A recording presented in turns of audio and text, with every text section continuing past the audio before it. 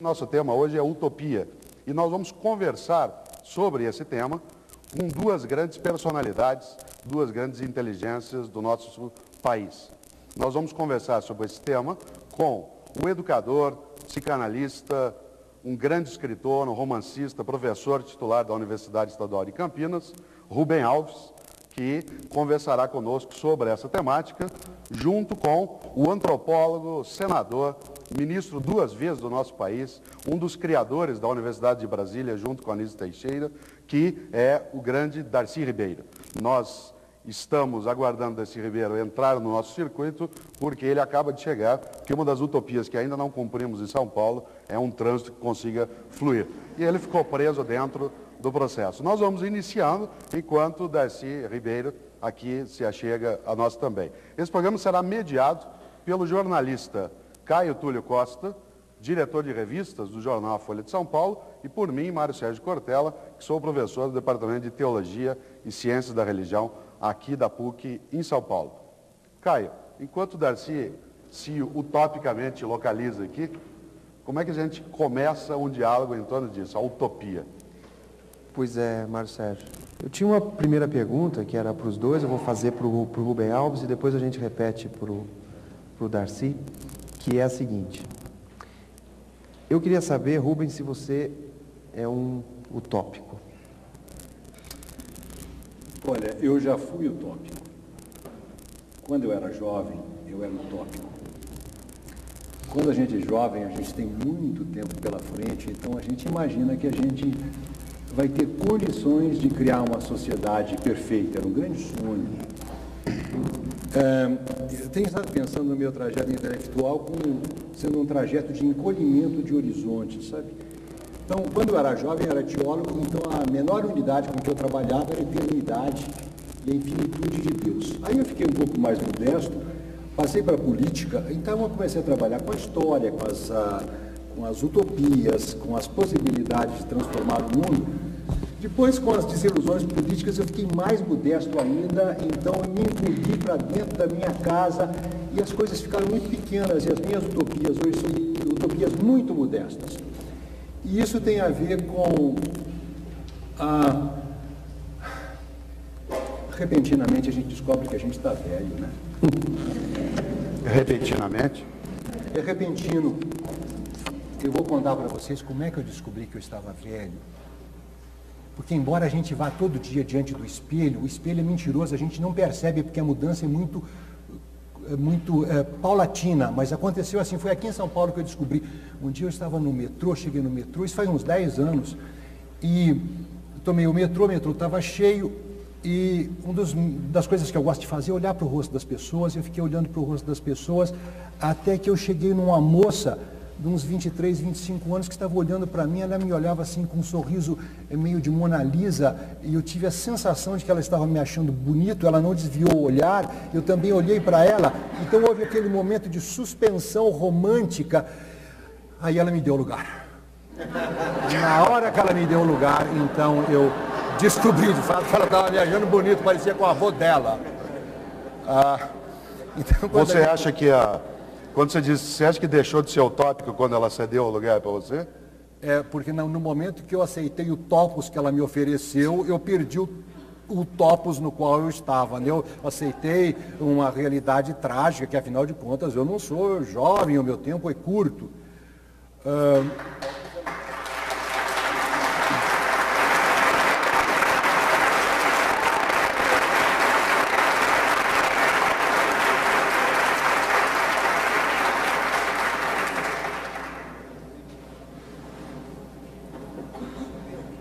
O senador Darcy Ribeiro está conosco, como eu disse antes, foi atropelado pela não utopia do trânsito. Senador, boa noite. É uma satisfação para nós receber o senador aqui conosco. Nós nos alegramos bastante e temos certeza que essa conversa sobre utopia, ela vai caminhar dentro daquilo que a gente deseja. Antes do senador sentar-se, do antropólogo, do Darcy, como nós chamaremos, do brasileiro Darcy, nós estávamos conversando, Darcy, com o Rubem, perguntando para ele se ele era utópico, né? Se ele tinha alguma forma de utopia. Ele disse que ele já foi utópico. Quando ele era jovem, ele era utópico. Agora é um ajuizado, né? Ele é ajuizado. Essa pergunta que o Caio Túlio fez, nós vamos trazer agora. Você acha que você é utópico? Por todos os lados, em cima e embaixo. Por quê? Porque quem tem um país para fazer desse tamanho, quem tem potencialidades imensas de ser uma das civilizações do mundo, se não prefigurar na cabeça o que vai ser, se não inventar o país que há de ser, o país nunca vai dar certo. Nós já temos séculos de erros e absurdos, porque outros pensaram o país para nós, outros organizaram contra o povo brasileiro. Então nós temos um dia que tomar o poder na mão e, ao tomar, temos que ter um plano. O que é utopia? Essa palavra surge com o Brasil, quando o Brasil tinha 16 anos. Surge em 1516. Um velho inglês, inspirado por essa coisa inesperada, absurda, que era a quantidade de índios que viviam de forma diferente, totalmente diferente do que se pensava que fossem os antepassados, em vez daquela ideia do antepassado bíblico, que era um ermitão comendo raiz amarga no deserto, que os europeus pensavam que o seu antepassado era isso. De repente, aquela indiada nua, bonita, o bom selvagem. Mas isso o Tomás Moros não viu, Darcy. O Tomás Moros não viu, mas leu. Então, o Tomás Moros escreve utopia, que significa em lugar nenhum. Mas o que é o que o Tomás Moros faz? Ele inventa uma vida que não havia. Ele inventa uma ilha da perfeição, onde os problemas que ele via na Inglaterra não ocorriam. Então, utopia é inventar o país que você quer. Então, por isso é que eu sou utópico, essencialmente utópico. Então, Rubens, você acha que utopia é questão de idade, então? Eu vou voltar a isso. Eu posso retomar isso Claro, que o Darcy vou. falou? Isso que o Darcy falou eu acho muito importante, porque eu acho que a grande utopia que nós temos é, antes de inventar um país, é inventar um povo. Porque eu tenho a impressão que nós ainda não somos um povo. O que é um povo? Santo Agostinho diz lá na Cidade de Deus que o povo é o conjunto de pessoas racionais unidas por um sonho comum. É preciso ter um sonho comum. Se a gente não tiver um sonho comum, a gente não é um povo. Essa mesma ideia de Santo Agostinho foi retomada pelo Chico, quando o Chico fez a banda e disse: eu estava à toa na vida, o meu amor me chamou. Cada um está lá, cada um está na sua. Repentinamente tem uma banda que anda na rua e todo mundo, cada um vai deixando o seu projeto pequenininho e vai ficando encantado por um sonho absolutamente maravilhoso. E as pessoas então vão largando e vão seguindo a banda. Coisa que também o Geraldo Vandré disse, caminhando e cantando e seguindo a canção. É questão do sonho. Se a gente não tiver um sonho, nós não temos um país. E a impressão que eu tenho, que isso é a situação, me parece que a situação trágica do Brasil agora é que nós temos uma política, mas nós ainda não conseguimos criar a coisa mais essencial da política, que é a criação de um povo. Nós ainda não tivemos a criação de um sonho comum. Se nós não temos um sonho comum, nós não teremos condições de fazer um país, porque todas as coisas são feitas a partir do sonho. Como é? Concordo, é uma das formas de definir, de escrever o país. Ele descreveu muito bem uma situação real. Agora, o fato é o seguinte: sempre tiveram um projeto para nós. O colonizador chegou aqui, primeiro, enganava os índios, ele queria levar para o céu e levava para vender. Depois, encontrar para o Brasil, com a mercadoria boa, encontrar uma forma genial, genialíssima, indígena, de acertar, porque o índio olhava o europeu que vinha com horror. Ele nunca tinha visto gente tão feia, tão barbada, fétida. Estava meses sem tomar banho, né? E lavrada de escorbuto, por causa da comida do navio. Os índios viam horrorizados, mas aquela gente horrível, que devia ser gente de Deus, porque trazia coisas fantásticas que eram ferramentas. A ferramenta passou a ser absolutamente indispensável desde a primeira hora. A faca, o facão, o machado, a tesoura, que simplificavam a vida. Como obrigar essa gente a trazer isso? Então eles começaram, cada aldeiazinha, porque não tinha um Estado unitário, cada aldeia levava uma menina bonita para o europeu que se instalasse na costa. O Ramalho aqui tinha umas 30, cada filho dele tinha 30 também, e eles todos transavam com todas. Então quando os jesuítas chegaram aqui, São Paulo era aquele horror, aquele burburinho para criar mameluco. Então, foi assim, com base nesse parentesco, é que o europeu conseguiu que fosse encontrar para o Brasil para pôr no barco dele, o que era um trabalho muito difícil. Mais tarde, nós importamos milhões de africanos, tínhamos gasto milhões de índios, gastamos milhões de africanos para produzir açúcar, para adoçar a boca de europeu. Então, sempre houve projeto para gastar o povo brasileiro, para usar o povo brasileiro. Hoje se usa para produzir soja em quantidades fantásticas, para engordar porco na Alemanha e no Japão. Ou seja, houve sempre que tivesse um projeto para nós. E tem uma canalinha agora, a canalha neoliberal, que está aí dizendo, o importante é o mercado mundial nos organiza, ele nos dá... Ele nos dará prosperidade. Nós somos produto do mercado mundial? Hein? Quer dizer, o que me impressiona é que nesse discurso, quer dizer, você está se contrapondo à ideia que se fez para o nosso povo, a ideia que se trouxe, a ideia que se implementou, a ideia que se colocou, a ideia que veio de fora para um povo, para uma civilização, enfim, para uma nação. O que eu quero saber é o seguinte, o que eu acho que é aí que está o problema, quer dizer, me corrija se eu estiver errado. O que eu acho é que nós brasileiros, estamos carentes em termos de imaginação utópica. Aonde está a nossa imaginação utópica? Aonde está o nosso projeto utópico? Se é que se pode falar em utopia hoje, com essa realidade brutal de mercado aí asfixiando. A utopia, como você fala aí, tem dois componentes. Tem um componente que é satisfazer necessidades elementares do povo. Comer todo dia, se possível 3 vezes. E hoje em dia, a criança vai à escola. Então, atender necessidades fundamentais, isso, digamos, é a vontade que vem de baixo. É como no órgão, é um som profundo. É o povo que quer essa coisa. Temos elementar. Não há país do mundo com tanto recurso, com tanta gente com fome. Então, é horrível. Então, a utopia é uma vontade de comer todo dia, de ter um emprego, é de poder educar o filho. Isso aqui é uma utopia. Isso aqui é o clamor utópico mais alto. Agora, é claro que os pensadores, os políticos, os intelectuais, só que a maior parte deles se vendeu, está do outro lado. Tem que... Qual é o outro lado, Darcy? Tem que pensar, tem que projetar. Por que caminho, de que modo? A direita sempre nos venceu. Agora, por exemplo, uma das maiores alegrias que eu tive na vida, grande alegria, deixa eu tomar um minuto. Eu trabalhei, por exemplo, com o Salvador Allende no Chile. Eu fui assessor dele, tentando fazer o socialismo em liberdade. É uma coisa incrível, que a chance do socialismo, em vez de surgir na França avançada, na Itália avançada, surgiu no pobre Chile. E eu estava lá fazendo força.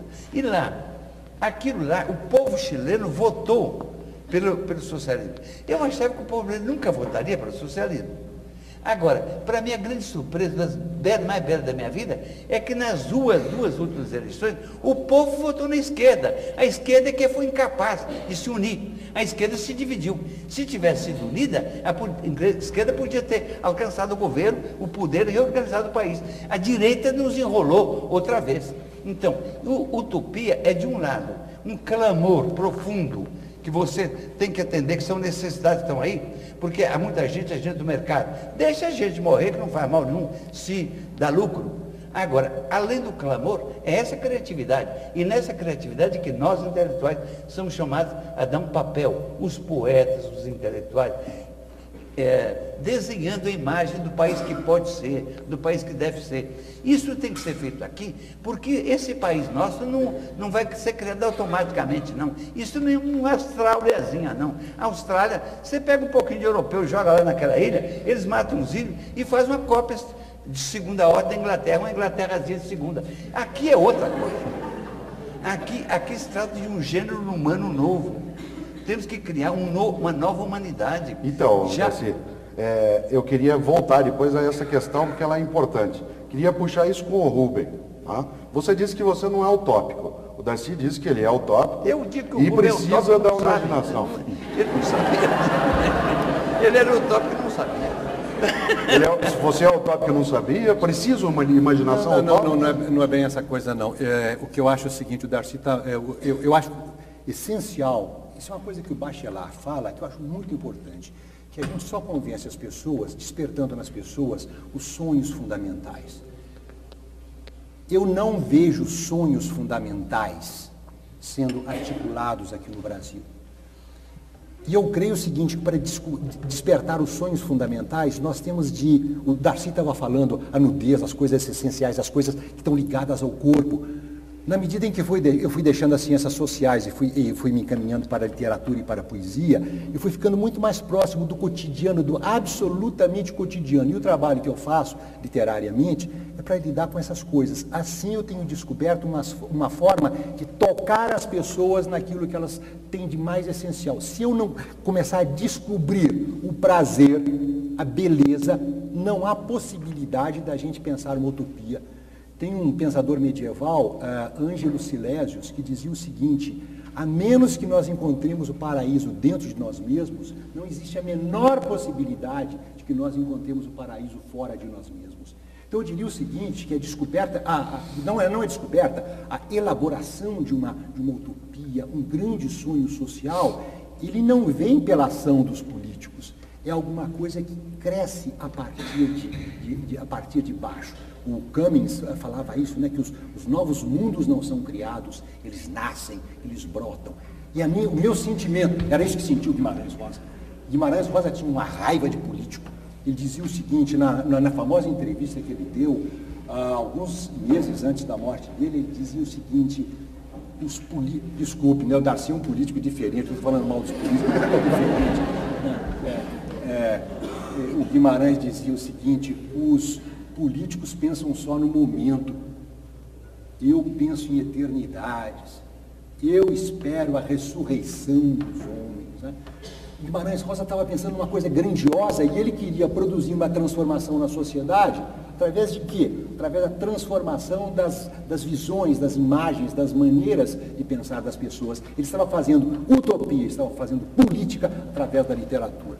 Mas veja o seguinte, o meu querido amigo Rubens, colega Rubens, cita 4 autoridades aqui, europeias, para ajudar ele a pensar. Está muito bom, a gente tem que pedir ajuda lá fora. Mas o Rubens é dono, voltou de uma experiência brasileira profunda, de um povo que não deu certo. Em lugar de usar a cabeça dele para ensinar os europeus, para pôr juízo na cabeça, ele fica pensando com a cabeça dos outros. Por exemplo, utopia, Rubens. O pessoalzinho que está no Pontal de Paranapanema é utopia. Quer dizer, aqueles cabrinhas bem orientados invadiram a opção de fazenda e estão querendo um pedacinho de terra para eles. O que é no Pontal de Paranapanema? O que é ali? Ali há uma ordem social sacana que mata o povo brasileiro, que permite o sujeito ter terra, não usar e não deixar usar. Então, o direito de ter a terra e não usar e não deixar usar, quer dizer, um número muito pequeno, uma dezena de milhares de latifundiários, jogaram para cidades como São Paulo milhões de pessoas para a fome. Então, de repente, um partido, um grupo político inventa uma forma e diz a esses camponeses: toma o que é seu, toma um pedacinho de terra. Eles estão tomando, vai ser bonito. Tem uns 100 grupos desses dispostos a entrar por aí. Vão ter apoio da opinião urbana. Vai ser difícil esmagá-los, como nas tentativas anteriores, como eles tentou fazer isso entre Minas e Espírito Santo, tentou fazer isso no Contestado, do Paraná e de Santa Catarina. Agora, isso tem mais apoio. Então, eu creio que utopia é ter um projeto político e ir tentando fazer aqui e agora coisas. Aqui e agora mudando o mundo. Esse mundo é muito bom, muito gostoso para o Rubens, para mim. Viver uma vida confortável. Então, para uma camada muito pequena, de 5% brasileiro, a vida é gostosa, por que não continuar assim? Mas para o povão é uma merda. Está muito ruim isso aí. Tem muita fome, tem muita criança abandonada. Essa quantidade de violência que tem no Rio de Janeiro, que tem aqui em São Paulo, a raiz disso é o desemprego. É que o Estado não está responsável pelo desemprego. Esse país que viveu com fome de mão de obra, sobra mão de obra. A Europa passou por isso uma vez. A Europa, de repente, a força de trabalho excedia a necessidade do sistema de produção. E a Europa exportou 60 milhões de europeus. Desses, 40 milhões foram para os Estados Unidos, 7 milhões vieram para cá. Vieram miseráveis no fundo do navio para tentar reorganizar a vida num mundo que oferecia mais possibilidade. Pois bem, nós estamos vivendo um momento desse. Mas alguém quer importar brasileiro? Nem as putinhas eles querem mais. Ou seja, é terrível. Então nós temos que resolver aqui. Peraí, Darcy, mas só para botar um ponto nos is, mais uma provocação. Quando você fala que o Rubem cita os pensadores estrangeiros... Mas ele citou o Guimarães também. Tudo bem. Posso dizer uma coisinha? Peraí, mais quatro. Peraí, Deixa eu dar uma provocação nele. só um pouquinho, Rubem, você entra já. Não, Não, deixa porque é eu- o seguinte, quando você fala de uma ocupação de terra, e quando você fala de direita e esquerda, você está falando de uma experiência fundamentalmente europeia. Quer dizer, a esquerda nasceu na Europa. É a experiência do quê? Da esquerda e da direita. A expressão esquerda vem da Revolução Francesa. É uma experiência revolucionária também europeia, Mas você disse uma coisa que eu não entendi. estrangeira. Quando você fala de esquerda e direita, você está puxando por uma experiência que vem, quer dizer, são termos que a gente usa hoje, e que vem de uma experiência europeia. Principalmente da Revolução Francesa, onde nasce a palavra esquerda, é onde nasce a palavra direita, e que depois foi tomando outros significados, certo? Então, a experiência que os partidos políticos envolvidos hoje, ou o partido político, principalmente o PT, envolvido hoje com a ocupação de terra, essa experiência não é uma experiência unicamente brasileira, é uma experiência que carrega toda uma cultura. Mas é claro, Mas nós aí- somos parte da humanidade. O que você quer? Você pensa que você Então, é é coelho? isso, é isso. Você é gente. É isso. Então, é gente, não é coelho. Gente parecida com outra gente. Tem semelhança com outra gente. Agora,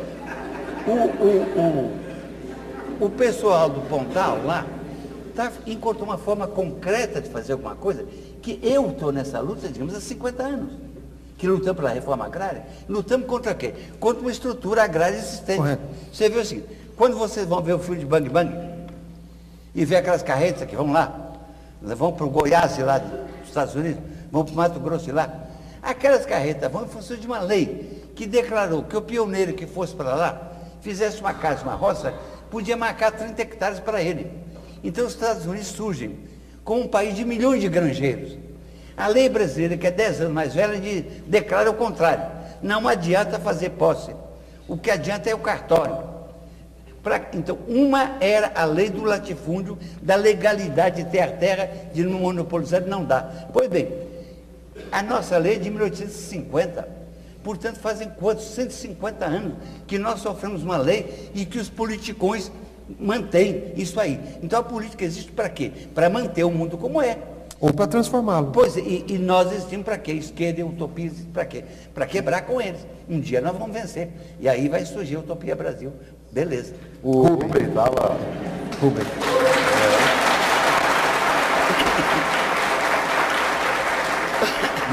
Nós vamos voltar a isso que o Darcy fala, da Utopia Brasil. O Darcy me deu uma alfinetada aqui, eu não sei se você tem razão para me dar alfinetada, mas eu só queria lembrar o Darcy, um movimento brasileiro aqui muito importante na nossa história, que é o movimento da antropofagia. A antropofagia foi um movimento que estava ligado ao Oswaldo de Andrade, e o que ele pensava era exatamente isso, o que nós aqui no Brasil íamos fazer com a invasão de ideias vindo da América do Norte, da Europa, se a gente ia recusar essas coisas, né? E ele se baseou justamente no que faziam os índios aqui, né? O que eles faziam? Quando vinham os franceses para cá, eles devoravam os franceses. O que significa isso? Eles incorporavam aquilo que era estrangeiro dentro do seu próprio corpo. Isso criou então um movimento antropofágico que significa o quê? Nós brasileiros não vamos nos fechar só nas coisas brasileiras, como a China fez durante não sei quantos anos. Nós temos de incorporar. E como é que nós incorporamos? Nós vamos devorar os estrangeiros. Eu quero ir um pouco mais fundo, aproveitar as cabeças que estão aqui, principalmente do Darcy e do Rubem. Que é o seguinte, uma das utopias mais decantadas é a da República de Platão. E nela ele dizia que quem deveria dirigir o Estado eram os filósofos reis, né? vocês acham disso? Quem é que deve dirigir o Estado? É para mim? Para os dois. Tá bom. Primeiro, quer dizer, eu gosto muito do Rubens. Gostava mais antigamente, ele era mais bonito. Tinha uma cabeleirona grande. Tinha uma cara genial assim, tinha umas atitudes geniais também. Mas eu gosto muito de ler o Rubens também. O Rubens é um homem inteligente. E veja, eu citei o dono das utopias, que é o Thomas More. Eu não sou contra, não. Eu só quis fazer um pandan, sem chatear, sem cutucar o Rubens. Um pandan é o seguinte: nós temos uma experiência riquíssima. Precisamos aprender, eu estou aprendendo isso a minha vida inteira, estou tentando, o Rubens também. Nós temos que comer essa nossa experiência e tirar dela uma teoria de nós. Eu acabo de publicar um livro, O Povo Brasileiro, que me levou 30 anos, porque é muito difícil você chegar a explicar o Brasil. O Brasil causa tanta perplexidade, acontecem tantas coisas que parecem contra a natureza das coisas, contra tanta possibilidade de fartura, tanta penúria. Acontece tanta coisa que é preciso pensar, e é claro que é preciso de ajuda de todos os pensadores para pensar. Essa ideia do filósofo estadista, que os gregos gostavam muito dela, muito mais gente também, os romanos gostavam de ter um escravo sábio também ao lado para conversar com ele, sempre o intelectual foi usado assim. E a direita usa muito bem. Essas multinacionais, todas elas têm menino que sabe computação, que é a sabedoria moderna, perfeitamente bem. E os bancos têm quantidade de intelectuais brilhantes também trabalhando para eles. E quem é que está trabalhando para o povo? Quais os intelectuais brasileiros, fiéis ao povo brasileiro, que estão ajudando o povo brasileiro a pensar seu próprio destino? Rubens é um exemplo disso. É de um homem que a vida inteira, a partir de uma vertente religiosa, esteve sempre muito... Mas eu não quero ser o presidente. Hein? Eu não quero ser o presidente. Eu queria ser imperador, Rubens, não me importa. Mas assim, o Rubem falou que não tinha mais utopia. Você está descrevendo o Rubem de outro tempo? Não, é que o Rubens não sabe. O Rubens... Não, eu estou usando, brincando que eu estou usando o sentido de utopia com que o Rubens concorda perfeitamente. Um povo não pode passar, ele mesmo disse, sem um sonho, sem uma ideia de si mesmo. E é um perigo. Inclusive, deixa eu dizer a vocês uma coisa. Vivemos um momento de transformações fundamentais no mundo. Depois da guerra, eu vi surgir a pílula, o direito ao orgasmo, a nova mulher, os antibióticos que acabaram com a maior parte das doenças ruins, tanta coisa a mais, o plástico, os transistores, a eletrônica, a cibernética, a informática. O nosso mundo mudou totalmente. Uma menina qualquer de hoje é mais diferente da avó dela do que da primeira portuguesa que chegou ao Brasil. Então, há mudanças tremendas. O mundo vai mudar muito mais nos próximos 50 anos. Os Estados Unidos serão outro país, a Alemanha, e o Japão também. Eles nem sabem o que eles serão, ninguém sabe.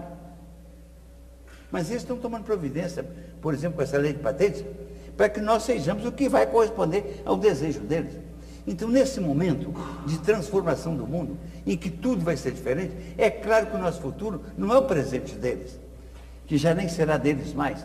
Então, inventar um futuro, inventar um projeto próprio para a nação, é o grande desafio dos intelectuais brasileiros. Nós temos que pensar esse país com suas imensas potencialidades. E eu estou dizendo sempre que o Brasil é a nova Roma. Tem um argumento para dizer isso com orgulho do que o país pode ser, do que o país já é, do povo que já é, esse povo mestiço. Aqui mestiçagem nunca foi pecado, nunca foi crime, então sempre foi estimulado. Esse povo que está se fazendo a si mesmo, e esse povão enorme, que tem 160 milhões, hoje vai ter 500 milhões amanhã. Então, é claro que esse povo necessita de um pensamento utópico e necessita que os filósofos pensem para ele. Quer dizer, a maior parte dos nossos intelectuais está muito desinteressado no destino do povo e agora estão na conversa da mídia, essa mídia mundial que fala das belezas do mercado, do neoliberalismo, uma porção de sacanagens contra o povo e que eles continuam repetindo. Então, gente como eu, como o Rubem, que somos combatentes intelectuais, está desafiada. E o Rubem concorda comigo perfeitamente. Concorda, Rubem? Ó, eu acho que o povo precisa sonhar. Invadir o Paraná. O povo precisa sonhar. Combinado com a sua questão, que a sua questão é, afinal de contas, quem controla a coisa. Nesse ponto eu tenho um medo extremo da utopia. Quando você examina a história, você verifica o seguinte, que as grandes ditaduras, as mais cruéis, isso é uma observação que faz o Milan Kundera, elas não foram feitas por pessoas cruéis, mas foram feitas por pessoas que falavam em nome do povo, que diziam haver descoberto qual era o desejo do povo. Assim foi na Inquisição. A igreja tinha uma visão clara do céu. Ora, se eu tenho uma visão clara do céu, se eu sei o que é a verdade, se eu descobrir qual é a utopia verdadeira, então todas aquelas pessoas que são contra a minha utopia, elas são inimigas de Deus, elas devem ser eliminadas. E se vocês examinarem a história, vocês vão ver que esse padrão se repete. Quer dizer, no momento em que eu tenho uma visão clara do paraíso, há um mecanismo cruel de eliminação de todos aqueles que são contrários a essa visão de paraíso, né? Você veja, a República de Platão não era democrática. Os filósofos não são democráticos. Deus não é democrático. Aliás, uma coisa curiosa, né? O pessoal aí de esquerda fica falando Deus, democracia. Só existe democracia numa sociedade em que Deus morreu. Porque Deus não é democrático. A Santíssima Trindade não é democrática. A gente tem democracia quando a gente não tem mais um padrão absoluto, então a gente tem de fazer acordos. Então, a ideia de uma utopia fixa é muito contrário ao espírito democrático, porque o espírito democrático significa o quê? Um processo de reformulação permanente dos padrões e dos valores, que não admite que exista essa planificação. Temos um plano para o nosso Brasil, vamos realizar esse plano para o Brasil. Isso eu não acredito. E se vocês me permitirem um minutinho, eu quero contar uma história oriental. Que me foi contada por um paciente. Você vê, a grande fonte da minha inspiração é lá no meu consultório, né? Eu sou psicanalista, um paciente me contou essa história. Um homem era muito rico, fazendeiro, e morreu, deixou a sua propriedade para os seus filhos. Todos os filhos receberam terras maravilhosas, menos o mais jovem, que recebeu um charco. Vieram os amigos dele, começaram a chorar e dizer, oh, desgraça, seus irmãos ficaram ricos, você ficou pobre. Ele disse, se é bom, se é mal, só o futuro dirá.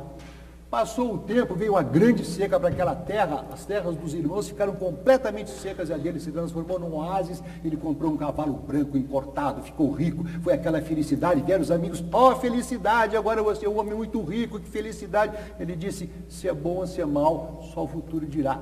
No dia seguinte, o cavalo branco fugiu e ele ficou pobre. Os amigos começaram a chorar, que desgraça, você investiu tanto dinheiro nesse cavalo, ele fugiu. Ele disse, se é bom ou se é mal, só o futuro dirá. Uma semana depois, o cavalo voltou com 10 cavalos negros maravilhosos. Foi aquela festa, vieram os amigos, disseram, mas que coisa fantástica, você está 10 vezes mais rico, que felicidade. Ele disse, se é bom ou se é mal, só o futuro dirá.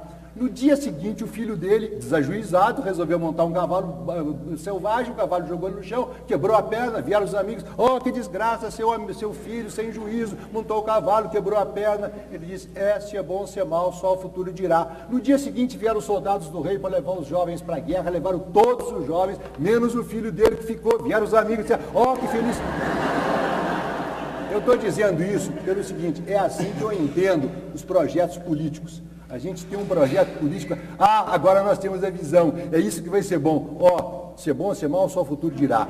E a política, a história tem demonstrado que os nossos projetos mais bem intencionados dão com os burros na água e às vezes as coisas que a gente nem sequer imagina, as coisas acontecem repentinamente. A história não é o ramo da racionalidade do planejamento. A história é o campo da irracionalidade das coisas imprevisíveis. E é por isso que eu abandonei as grandes utopias e me contento com pequenas utopias, a utopia da minha casa, a utopia da sala de aula, a escola, escola, eu acho que a escola pode ser um bom lugar, eu acho que há muitas coisas muito boas que podem ser feitas na sociedade, mas a ideia de uma grande utopia, isso eu abandonei completamente. Eu apenas brinco. Mas o Darcy não. Sim. O Rubem quer herdar o charco. Quer herdar o charme. Eu não quero. Eu vou contar outra história. O fundador do Brasil é o príncipe Dom Henrique. Vocês todos ouviram falar dele. Dom Henrique o Navegante. Pois bem, o príncipe Dom Henrique, um príncipe português, que vivia vestido com o manto de Cristo, quer dizer, sem nenhum adorno, sem nenhuma, por amor a Deus, que vivia com o vento e os colhões, cercado de espinhos, por silício, por amor a Deus. E esse homem tão religioso, tão do amor a Deus, é que fez o mundo novo, é que montou o barco oceânico que chegou até aqui. Juntou no mesmo barco leme, astrolabe, bússola e canhão. E com isso fez um mundo novo. Pois bem, o príncipe tinha uma utopia de que eu gosto muito e que eu quero contrapor as utopias, as anti-utopias do meu amigo Rubens. É preciso ter utopias e escolher entre elas a utopia do Henrique, que é durante a Inquisição, é de que houve um tempo do Pai, de que fala o Velho Testamento. Veio depois o tempo do Filho, que fala o Novo Testamento. É chegado o tempo do Espírito Santo, em que Deus está solto e se pode fazer o paraíso nesse mundo. Esse é um pensamento utópico, religioso, lindo, infinitamente melhor do que os pensamentos canalhas dos outros, que queriam se aproveitar da oportunidade da navegação para ricar. É claro, quer dizer, houve gente como o príncipe. Você calcula o seguinte: o príncipe, em 1454, o Papa deu uma bula para o príncipe. A bula, o Papa dizia que onde você chegar e meter sua pata, a terra é sua. Ele estava percorrendo a costa da África. O negro que se você puser a mão, é seu escravo seu e de todos os seus descendentes até o fim do mundo. Ou seja, há uma ordem no mundo que é uma ordem contra o homem, é uma ordem contra a maioria dos homens. E é preciso lutar contra essa ordem, é preciso ter clareza contra essa ordem. Então, uma contradição, digamos, daquela vontade papal que vinha lá, como uma igreja organizada, burocrática, e o príncipe que, apesar de tudo, estava sonhando com o comunismo, ou com o socialismo, ou com a construção do paraíso na Terra, que no fundo é o que nós queremos, é o que eu quero, e que o Rubem, apesar dele, tem que querer também. Não é só na casa dele, está muito contente com a casa dele, com a sala de aula dele. É sala de aula para todo mundo, casa boa para todo mundo. Então, mas veja só, Rubens. Posso dizer só uma coisa, Darcy? Claro. Vocês vejam, eu concordo inteiramente que é preciso ter utopia. Eu falei sobre a necessidade dos sonhos. Eu só não concordo com uma coisa que o Darcy falou. Eu não quero que os políticos sejam administradores dos sonhos do povo. Quem deve ser, então? Isso é que eu não sei. Essa é a minha dor. Só o futuro dirá? Eu não sei. Só o futuro dirá. Eu sei. O Darcy sabe. O imperador sabe. Não há burrice maior do que ficar contra os políticos e misturar todos. Porque é claro que a maior parte dos políticos quer que a ordem social continue. E nós temos que lutar contra eles. Mas lutar contra eles é fazer política. Eu preciso do Rubem político para lutar contra a canalha política. Então a canalha quer manter a ordem social, que é vantajosa para ela, que é lucrativa para ela, e ela tem que ser vencida. E vencida politicamente, não é vencida numa poesia, não. É vencida concretamente, com formas de ação concreta. Então, realmente, o que eu preciso é que o Rubem milite politicamente. Escolha seu partido, entre nele e brigue contra os nossos.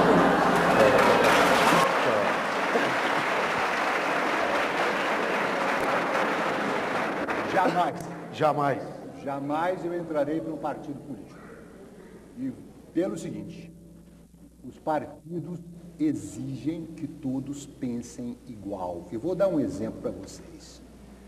Quando houve o plebiscito sobre parlamentarismo e presidencialismo, o Genuíno e o Lula eram contra o presidencialismo e eram favoráveis ao parlamentarismo. Houve consulta às bases e determinou-se que a utopia era o presidencialismo e o genuíno foi condenado ao silêncio absoluto, o mesmo silêncio que puseram sobre o Leonardo Boff. Eu pergunto, o que é mais cruel, ser condenado ao silêncio pelo inimigo e pelo ditador ou ser condenado pelos pares? Eu digo, mais terrível ser condenado pelos pares. E como eu sou protestante de origem, e os protestantes de origem, que não existem mais, né, porque a gente tem hoje, que é aquele bispo macio, essas coisas, mas são protestantes teimosos, assumem a sua individualidade. Eu sou metafisicamente incompetente para militar no partido, porque simplesmente eu não consigo fazer o boca de forno. Então, vamos dizer, a minha militância política é mais a militância de um franco atirador, de um profeta. Eu estou de fora, eu brigo de fora, mas eu não tenho jeito, não consigo entrar no partido porque me falta essa capacidade de pensar aquilo que o partido está dizendo. Isso é muito contrário ao espírito protestante, talvez seja comum ao espírito católico. Agora, veja o seguinte, eu sou de origem católica e também. Vejam aqui o exemplo que ele dá. Todos os politicões queriam parlamentarismo. O Rubem aparentemente também queria. Todos os politicões queriam. Quem escreveu o manifesto presidencialista fui eu. Então eu tive nesse momento uma atuação muito presente, porque eu escrevi o manifesto presidencialista desmascarando a canalha a parlamentarista. Então, o argumento fundamental é o seguinte: você entregaria o poder na sua cidade dos vereadores? Claro que não. Você entregaria no Estado dos deputados? Claro que não. Na nação os deputadores? Claro que não. Então, basta o povo saber disso, porque o povo dizer, um presidente eu posso mudar, mas com o parlamentarismo entrará um cara que só eles mesmos mudam. E que vai organizar o poder segundo ele queira. E a derrota que nós submetemos à direita foi total, porque ela estava toda aderida no parlamentarismo. Tanto que a Constituição foi muito pensada, a nossa Constituição, um dos defeitos dela, da dificuldade dela, é que ela foi muito pensada para o regime parlamentarista. E o parlamentarismo não deu certo. A coisa é tão sacana. Veja esse episódio que é engraçado. Na Constituinte foi votado, era a hora de votar. Se o Brasil é parlamentarista ou presidencialista. Os deputados votaram pelo presidente. A questão estava fechada. Não podia ser aberta na Constituinte, senão acabava mais a Constituinte. A Constituição estava fechada. O que fizeram? Fez a canalhazinha parlamentarista. Procuraram um único deputado que havia na Câmara, que era monarquista, e disseram, olha, vai fazer 100 anos já que começou a República. E vocês podiam pedir o plebiscito, que nunca houve, para saber se o povo não quer um rei. Você calcula, vocês pediram o plebiscito, perguntando, você não quer o rei? Nós aproveitamos a chance e perguntamos também se não quer o parlamentarismo. Dizer, há jogo mais sujo que esse? Mas não são utopias em curso? Não são utopias em curso. Utopia é quando você quer fazer alguma coisa para transformar o mundo, para melhorar a vida do homem. Agora, quando você não quer, quando você quer lucrar com o que tem, manter o que tem, manter o latifúndio, manter a carestia, manter esse mundo sem escola, manter o desemprego, Darcy, porque isso é lucrativo, Darcy, por favor. Então não é utopia. Quando você pega um parlamentarismo como a Inglaterra, que é um parlamentarismo, certo? E é um país que eu considero, em determinados momentos, muito mais socialista do que qualquer país já foi socialista, em algumas questões. A maioria da população trabalhadora, mesmo os desempregados, ou tem trabalho, ou tem um seguro-desemprego, tem remédio, tem saúde. Meu caro, eu sei disso. Agora, eu entendi seu argumento. Deixa eu te dizer só a você. É claro que o parlamentarismo na Inglaterra foi feito pelo povo inglês para controlar os lords, para controlar a Câmara dos Lords. E foi uma grande coisa.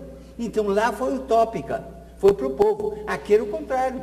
Era um parlamentarismo ao revés. Era um parlamentarismo para os ricos, para os bonitos, para os educados, contra o povão. Não, o que eu discuto Então, é é em claro tese, que eu gosto quer muito da dizer, Inglaterra. é Acho evidente que você o não pode parlamentarismo é muito bom zancar com com uma inglês, ideia dessa. sobretudo um parlamentarismo feito lá, na linha do Cromwell, na linha de servir o povo inglês e de pôr para trás a nobreza inglesa, o que foi uma beleza. O que eu quero voltar é o que o Mário Sérgio perguntou, quer dizer, existem algumas utopias, alguns sonhos, e um deles é um sonho mais democrático, parlamentar, é um sonho do voto distrital, por exemplo, que é uma maneira de se controlar melhor o político. É um voto muito vagabundo. Mas tem um controle melhor. Deixa vocês julgarem aí. Mas é muito tá mais bom, fácil. eu também concordo que pode ter voto distrital, voto misto. Mas o que é o voto distrital? Voto distrital é o voto do vereador. Você vai votar no farmacêutico, que é bonzinho, caridoso, no mediquinho, ou no advogadinho, que é bom, ou no delegado de polícia, que pode tirar ele da cadeia. Você Ou se seja, recusa a experimentar é um voto isso? vagabundo.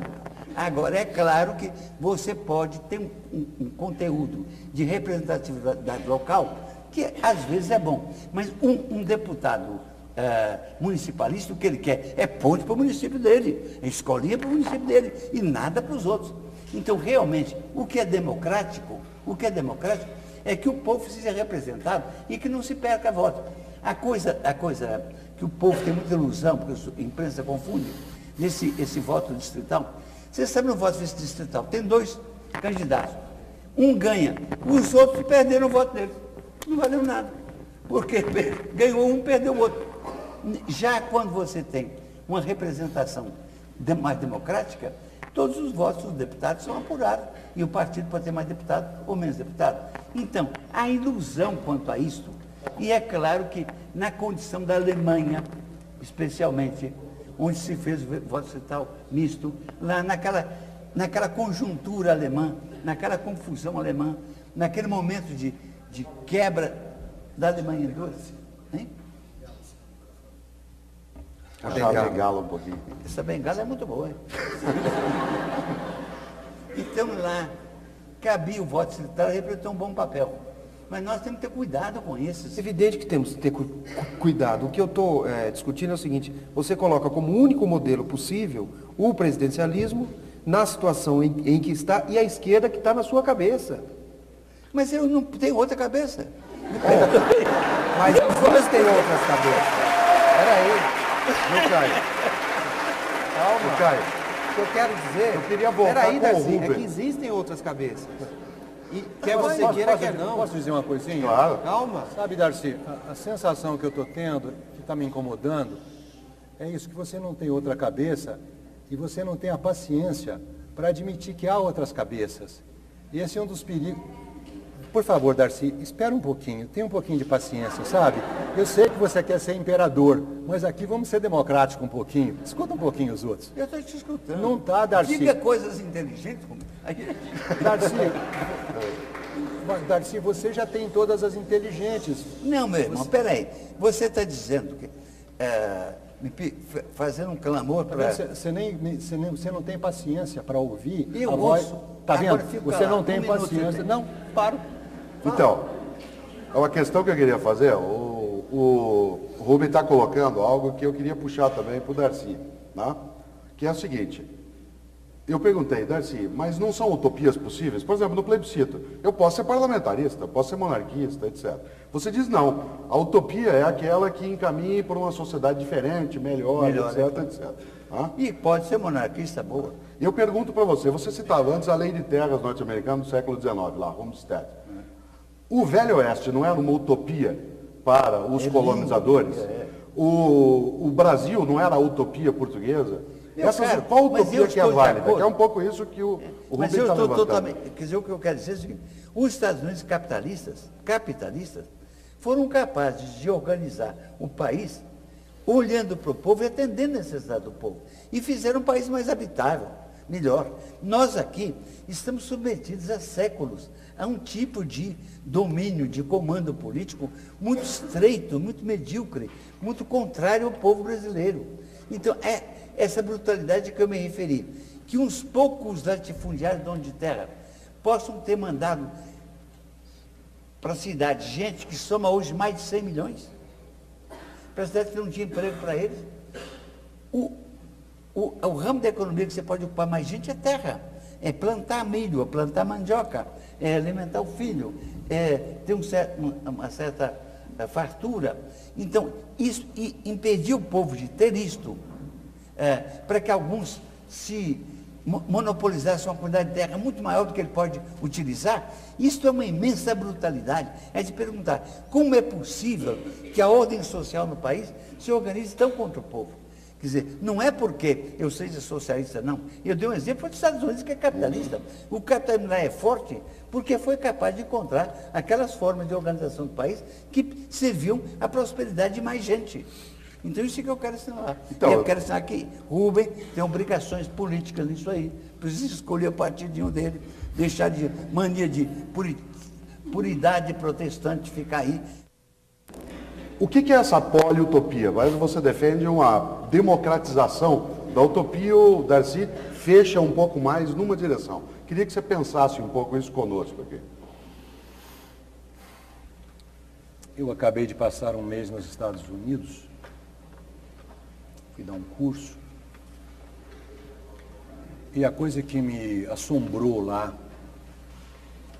eu estava dando uma aula e usei a palavra impregnated, que significa engravidar.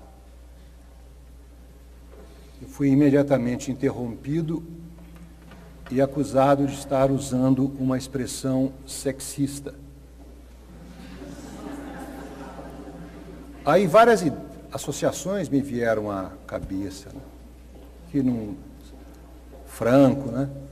Franco proibiu que os poetas usassem a palavra seio, né? 1984, em que o discurso era controlado.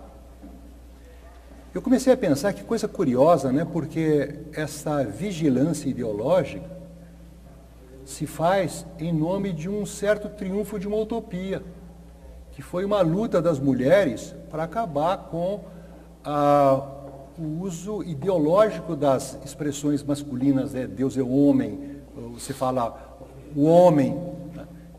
Então foi uma luta bonita para acabar com um domínio machista e justamente essa conquista democrática agora se transforma numa forma de vigilância que impede o aparecimento da espontaneidade poética.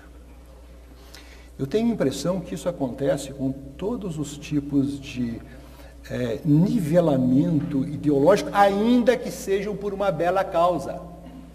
Nietzsche dizia que os grandes inimigos que ele tinha eram os bons e os justos, porque os bons e os justos sempre admitem que eles têm a verdade, sempre admitem que não é preciso procurar, porque eles já encontraram. E ele diz, os bons e os justos sempre têm de crucificar aqueles que têm ideias diferentes. Então você tem uma sociedade que, em nome de uma utopia, você faz silenciar a voz dissidente. Eu sonho com uma utopia em que as pessoas de ideias diferentes não sejam acusadas de burras e de estúpidas e reacionárias.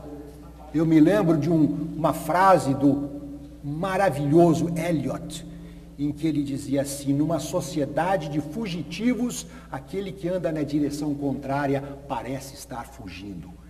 Eu quero defender uma sociedade em que as pessoas tenham a liberdade, o direito de dizer a sua palavra, porque justamente essa palavra de discordância contra a ideologia, contra o partido, é essa palavra que abre, que quebra, que cria a possibilidade de que o pensamento permaneça livre. A liberdade nunca foi conseguida pelo consenso. Pelo consenso, Galileu seria queimado, porque a maioria não acreditava em Galileu. São sempre as figuras solitárias. Eu acredito nas figuras solitárias. Eu acho que das figuras solitárias, como Jesus Cristo, é que depende o futuro da humanidade. Então eu quero defender isso. Eu quero defender o meu individualismo, o meu direito de pensar, ainda que eu esteja andando na direção contrária.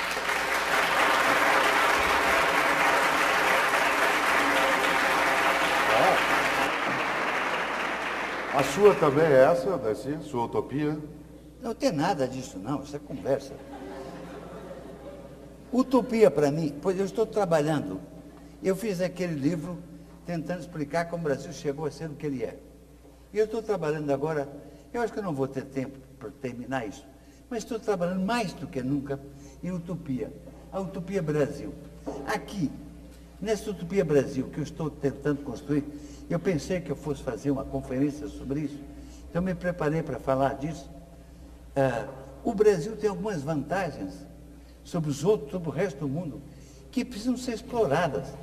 Nós temos, por exemplo, aquilo que eu fiz referência, um povo mestiço com orgulho da sua mestiçagem. No mundo inteiro a mestiçagem foi combatida, aqui não.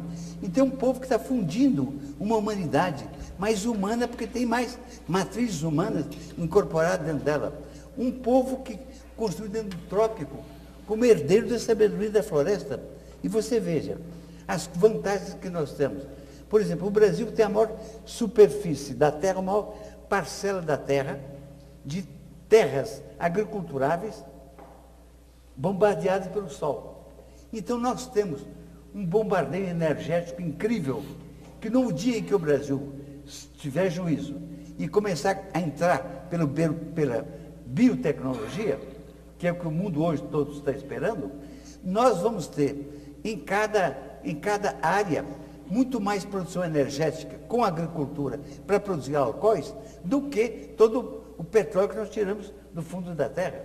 E isso dá possibilidade incrível no Brasil. É claro que isso não interessa ao fazendeiro de agora que quer ser um gadinho ali agora, porque para o projeto de famíliazinha dele, aquilo está bom. Mas para o Brasil, dizer, um projeto de biotecnologia é fantástico.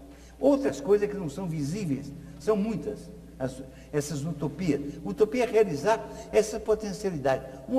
Eu vivi 10 anos quase na Amazônia. Conheço a Amazônia. A Amazônia é o jardim da terra. Ela pode sustentar o Brasil de várias formas.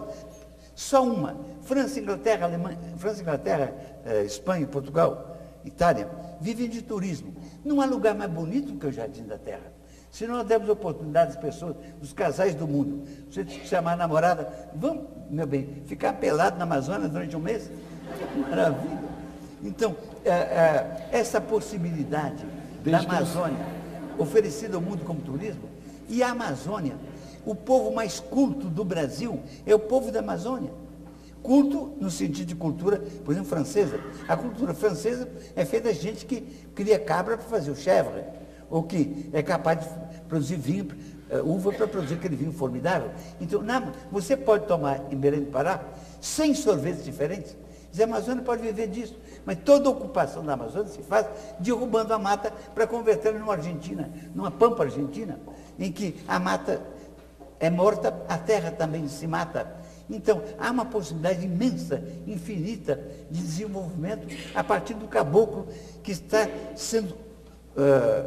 metade dos caboclos que tem a cultura mais elaborada do Brasil, a cultura que são herdeiros de 10 mil anos de adaptação, a metade deles já está passando fome em Belém e Manaus. É preciso ter uma intervenção aí, para dar a esses caboclos a oportunidade de voltar ao seu mato, de dar ao mundo o que ele pode dar. Outras coisas, utopias de século passado, um teórico do século passado propunha fazer um canal, como esse que São Paulo está fazendo agora, ligando o sistema Tocantins ao sistema Paraná de São Paulo. Isso permitiria navegação de Belém do Pará a Buenos Aires. Se você desse acesso à terra nesse espaço, você podia criar uma nova costa brasileira, muito mais rica, muito melhor. Então, eu falei de 3, há imensas, o próprio Nordeste, como possibilidade turística, como possibilidades também econômicas nas áreas úmidas, ou que podem receber umidade. Então, o que eu penso é o seguinte, nós somos obrigados e desafiados a pensar na nossa possibilidade. Nós não vamos ser um segundo Estados Unidos. O Brasil não vai ser o segundo São Paulo. Agora, você ficou, Darcy, 10 anos na Amazônia, como você dizia agora. Qual foi a utopia mais bonita que você ouviu lá? Dentro de uma nação indígena, naquilo que você conviveu.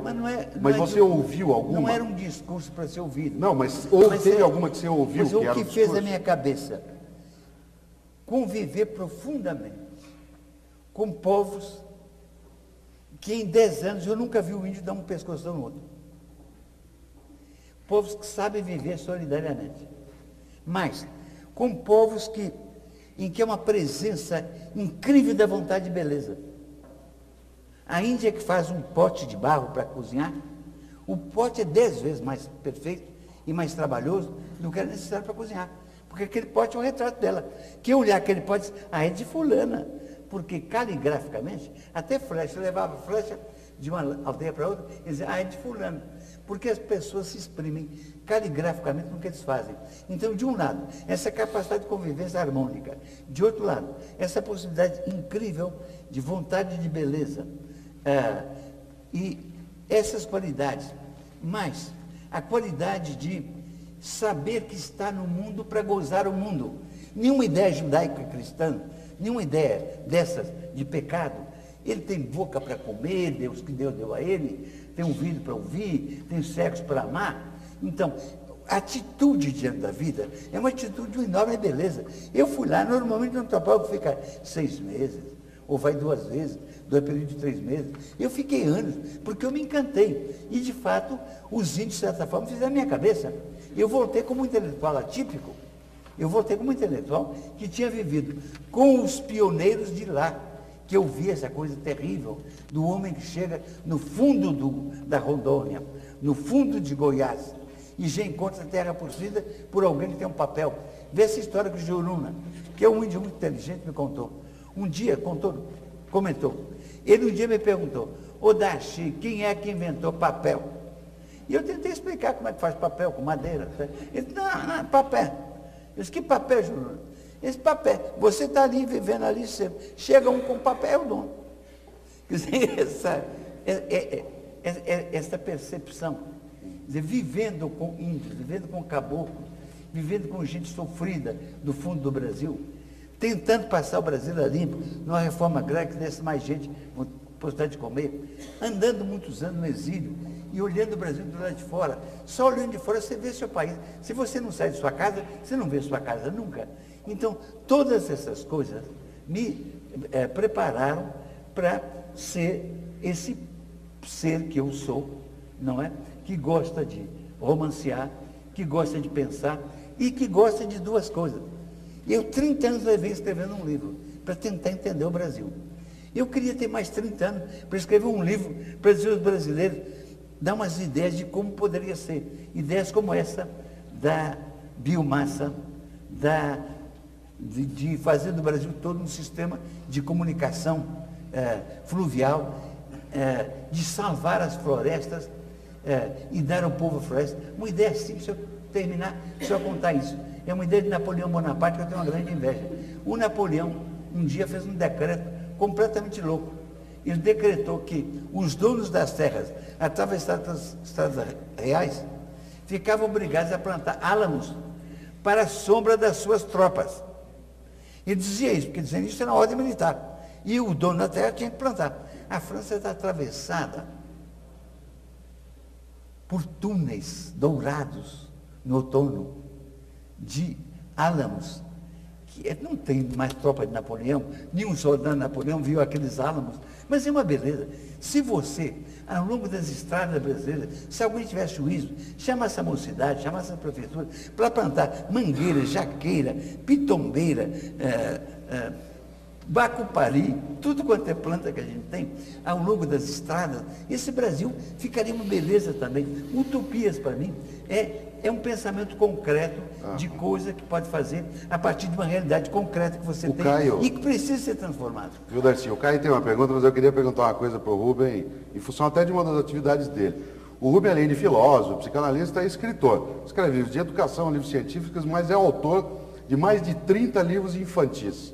Você já contou alguma utopia? Você que diz que não as tem mais, já contou alguma para as crianças? E se contou, por quê? Mas é claro.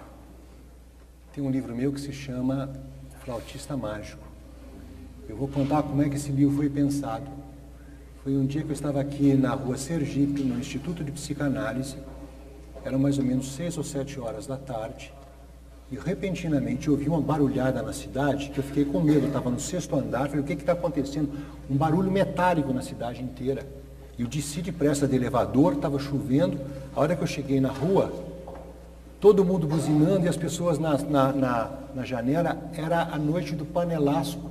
Estava todo mundo batendo panela e buzinando pela volta da democracia. Eu comecei a chorar, que era uma coisa tão linda, tão maravilhosa. Pela primeira vez na vida, eu achei que a buzina de automóvel era mais bonita do que a Nona Sinfonia de Beethoven, e aquelas panelas batendo, mas que coisa linda, que música maravilhosa. E me veio então a ideia, isso não pode ser perdido, essa memória não pode ser perdida. Aí a cabeça começou a funcionar. É uma coisa interessante, eu tenho um princípio de criatividade que é muito simples, que diz o seguinte: ostra feliz não produz pérola.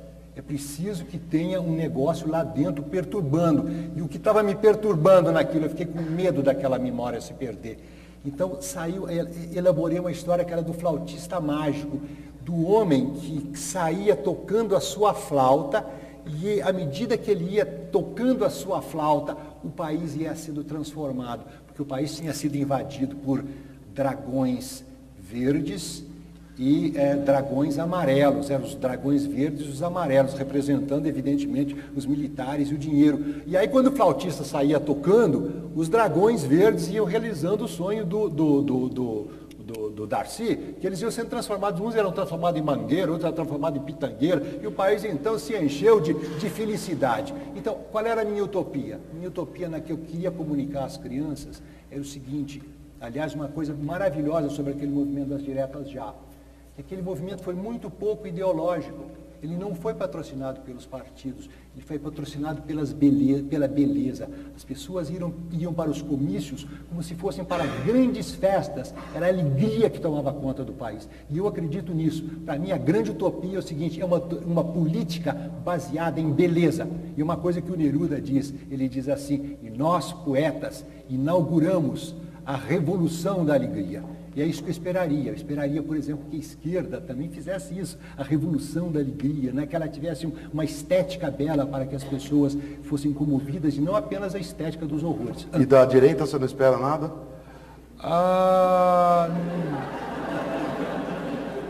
Essa já tem. Para dizer a verdade, você sabe que a direita produziu umas coisas fantásticas que eu gosto, né? Gosto mesmo. Eu acho que a gente, inclusive, é feito lá no Velho Testamento, é gostoso comer das panelas de carne do Egito, né? Como dizia lá o povo de Israel. Produziu muitas coisas lindas, produziu música, arte. O Ezra Pound era fascista, né? Produziu uma fantástica poesia. Quer dizer, as coisas belas vêm de todos, as coisas belas não têm cor ideológica. Então vamos dizer o seguinte, que a direita é uma grande fazenda que não me pertence, eu não quero estar lá, mas tem muita coisa bonita que cresce lá dentro. Literatura, eu quero pegar lá dentro, eu quero pegar beleza, eu quero pegar tecnologia, essas coisas que o Darcy... Horrível. Por que não? Horrível. Por que não invadir? Por que não saquear? É que mantém o mundo tal qual está. Eu sei. Um mundo muito feio. Eu sei. Com criança com fome, com menina prostituída. Temos que brigar contra ela e ter raiva dela. Eu acho que a gente tem que saquear, que é diferente. Saquear, porque ela, querendo ou não, é verdade, ela produziu tecnologia, nós não vivemos sem tecnologia. Essas coisas que o Darcy falou de biotecnologia, olha, não foi pobre que produziu, não. Quem produziu biotecnologia foi gente que trabalha em laboratório norte-americano, tá? Então, você que... Brasileiro. Brasileiro também, brasileiro vai lá, pega a migada. Então, Deixa disso, Rubens, deixa de ser humilde. Não, senhor. Deixa disso. O negocinho aqui é melhor do que esse quer. A questão é saquear e tomar as coisas belas e nos apropriarmos dela. Por que nós não vamos fazer isso? Tá bom. Porque, assim, não, o que eu acho é o seguinte, falando em utopia mesmo, eu acho que o conceito, enfim, se deteriorou de uma forma muito brutal em função, inclusive, da exploração ideológica que se fez em cima do próprio conceito. Você falou muito em direita e esquerda. Você acha que essa oposição, ela ainda existe da maneira clássica como a gente a viu? Ou como é que você acha que existe hoje a direita e a esquerda, se é que elas existem da maneira como nós conhecemos ou da maneira como nós a vivenciamos até o fim das potências socialistas? Olha, é um assunto amplo demais, mas se você colocou, vamos ver. Nós vimos esboroar, ruir, aquela coisa imensa que era a União Soviética, que se apresentava como a construção da utopia da esquerda, como o comunismo, e ruiu aquele edifício enorme. Era impensável que isso tivesse ocorrido. Isso começa com o Muro de Berlim. com a queda do muro de Berlim e vai adiante. Atrás disso estava o quê? Uma das coisas que está atrás disso, são muitos caminhos, você não pode explicar, mas uma das coisas que estava é que de repente ficou evidente que não vai haver guerra do fim do mundo. De repente. Não vai haver aquela guerra com bomba de hidrogênio que ia acabar com tudo. E de repente ficou evidente que era fútil para a União Soviética obrigar o seu povo a trabalhar 5 vezes mais que o norte-americano para manter uma capacidade de combate, como se a guerra fosse amanhã. E obrigar todos aqueles povos satélites também a viver sob uma pressão tremenda para uma guerra que não ia haver. De repente se distendeu. E a distensão foi tão grande que o mundo inteiro se sentiu aliviado daquela situação anterior de enfrentamento enorme. Muita gente, sobretudo a direita, ficou numa alegria tal que achou que acabou a esquerda, acabou o socialismo, achou que ganhou acabou a utopia, acabou a ideia de que o mundo é um projeto e que é melhorável e que o mundo é aperfeiçoável. Então, querendo fazer com que nós nos contentemos que esse mundo seja a merda que é, o que não é possível. Ou seja, esse mundo é muito doído, esse mundo brasileiro é muito doído para muita gente demais, para que a gente se console com isso e que aceite. Agora, tem um grupinho, o grupinho, por exemplo, que controla a mídia quase toda, que controla, que faz a cabeça da classe média. Essa gente toda está desenvolvendo uma atitude de que automaticamente as coisas vão dar certo. Não se preocupa, cruza os braços, vai brincar, porque o futuro é nosso e automaticamente o Brasil vai dar certo. Não vai dar certo. Não vai dar certo e pode piorar. Nós podemos ser recolonizados. Vem uma nova civilização aí. Se nós não tivermos ativos, claros, lúcidos e utópicos para nós, eles vão nos colonizar. Por essa brutalidade dos Estados Unidos agora, de obrigar o Brasil a votar a lei de patente. É com uma brutalidade incrível. Aqui em São Paulo, alguns anos atrás, um industrial fez um computadorzinho que era parecido com o Macintosh. A Macintosh deu um ataque de raiva tão grande. Eu sou macintocheiro, adoro Macintosh. Mas eles ficaram com tanta raiva que provocaram reação dos Estados Unidos que deixaram de comprar sapato um ano. O prejuízo foi mais de $1 bilhão para o Estado do Sul. Deixaram de comprar laranja aqui de São Paulo. Ou seja, é uma gente capaz de uma brutalidade total, que é capaz de passar peito no governo. Pois esses farmacêuticos que tem 94% da produção de remédio, que, para explorar a doença brasileira, saíram com grandes declarações pela lei de patentes. Na lei de patente que eu estou discutindo no Senado, eu estou propondo o seguinte: já que aparentemente vai ser impossível, a pressão sobre o Fernando Henrique, sobre o parlamento é tal, que vão voltar uma lei de patentes, eu propus, então, que metade do dinheiro resultante da aplicação de patentes e de royalties constitua um fundo para a nossa própria tecnologia. Por que esse dinheiro todo gerado aqui, com base em tecnologia, deve ir para fora? Que possibilidade eu tenho de ganhar isso? Muito pequena, mas tem a possibilidade de conversar com o senador, de conversar com o deputado, de fazer pessoas discutirem isso, não é? Eu queria levantar uma questão para o Rubens, que eu acho que puxa um pouco nesse campo que o Darcy falava também, né? Sobre a possibilidade de você lidar com utopias que vão se colocando um pouco fora da previsão, né, da tecnologia exclusiva ou da importação de algumas coisas, etc. Né? Se você imagina o futuro até que você espelha nas coisas que produz, etc. Né? Qual é o lugar da tecnologia nele? Faz parte dessa utopia que você já teve, né? Porque você disse logo no início que não tinha mais a tecnologia. Qual é o lugar dela? Qual é o lugar dos macintosheiros, dos micreiros, etc.? Qual é o lugar disso? Né? Dá para eletronificar a utopia? Você veja, graças a um aparelhinho de som que eu tenho lá em casa, eu já ouvi mais Beethoven do que ele mesmo. Isso é uma grande felicidade. A possibilidade de produzir tecnologia, eu já fui muito crítico, né? E até o Marcuse, né? Toda aquela crítica do sistema tecnológico, e essa crítica permanece válida, né? Que o sistema tecnológico cria uma lógica dele mesmo. Mas há coisas fantásticas, né, que contribuem para a felicidade. Você sabe que eu tenho um sonho assim meio De vez em quando eu me entrego aos sonhos místicos, né, eu tenho vontade de me reencarnar. A ideia de ir para o céu me é horrível, eu acho o céu um lugar chatíssimo, mas eu gostaria muito de voltar à Terra, sabe? A Terra é ótima, é um lugar delicioso, é o sonho do Nietzsche, né, do eterno retorno. Ele quer voltar, mesmo com todos os sofrimentos, essa Terra é ótima. Mas eu gosto de voltar para o passado, eu não tenho muito interesse no futuro, não. Eu gosto de voltar lá para Minas Velho, Mundolo, essas coisas, sou muito saudosista. Mas há uma coisa de que eu não abro mão, porque eu já experimentei na minha vida, anestesia, né? Eu tive anestesia, hérnia de disco, é um sofrimento. Já tive cálculo renal, é um sofrimento. Eu fico pensando, as pessoas no século passado, como é que se arrumavam? Então, a tecnologia trouxe uma possibilidade de nós construirmos um mundo maravilhoso. Então, é a questão da gente, sabe, a gente antropofagicamente se apropriar daquelas coisas que mesmo os inimigos estão produzindo, para que a gente possa produzir uma sociedade amiga para a felicidade de todo mundo. Né? E para você, puxa, depois eu quero voltar a isso.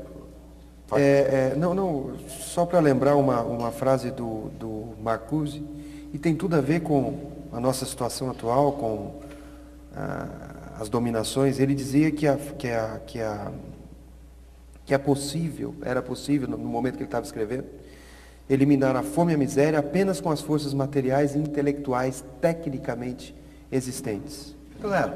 É possível. O homem sabe há muito mais tempo do que se pode imaginar, criar a fartura total. Inclusive, uma coisa que as pessoas não percebem, que é muito importante, a miséria do mundo é obra do homem branco. Quer dizer, antes da expansão europeia, os povos tinham seus sistemas ecológicos de vida, grande equilíbrio, e a descrição da Europa, de cada lugar que ele chega, é uma ilha da felicidade. Quer dizer, na medida em que aquela gente é aliciada para ser escrava, para produzir mercadoria, é que se dá um desastre. Então, eu discuto muito na Europa, com o europeu, coisas básicas. Uma das coisas básicas é a seguinte: o mundo é responsabilidade de vocês. Vocês fizeram esse mundo faminto e horrível que está aí. Vocês têm a tendência de considerar que os pobres são culpados da sua pobreza. Não, vocês é que são culpados. Vocês, na Europa, por exemplo, uma discussão que eu tive lá há pouco tempo atrás, em 2 países. Na Alemanha e na Espanha, a tendência é considerar que nós somos os maus pagadores. Pedimos dinheiro emprestado e não pagamos, temos uma dívida enorme. É uma canalha. O Brasil já mandou, depois da guerra, 5 vezes mais dinheiro do que recebeu. Então nós somos exportadores de capital. Isso a mídia também não diz ao povo. Nós somos exportadores de capital, o que nós mandamos para fora é muito mais do que nós recebemos de fora. Então há aqui uma quantidade muito grande de ilusões que precisam ser compreendidas e que, na medida que a gente compreende, o nosso papel no mundo fica mais claro. Você falava aí com o Rubens de utopia. Estou criando, agora, no Norte Fluminense, na zona que produz 60% do petróleo do Brasil, uma universidade que eu chamo de terceiro milênio. Em Campos. É uma universidade voltada, assim como eu criei a Universidade de Brasília, eu estou criando esta, voltada para o domínio da ciência e da tecnologia. Porque ou nós dominamos, nos laboratórios, com cientistas, a ciência e a tecnologia, ou nós vamos ser colonizados. Porque não vamos nem entender a linguagem do mundo do futuro.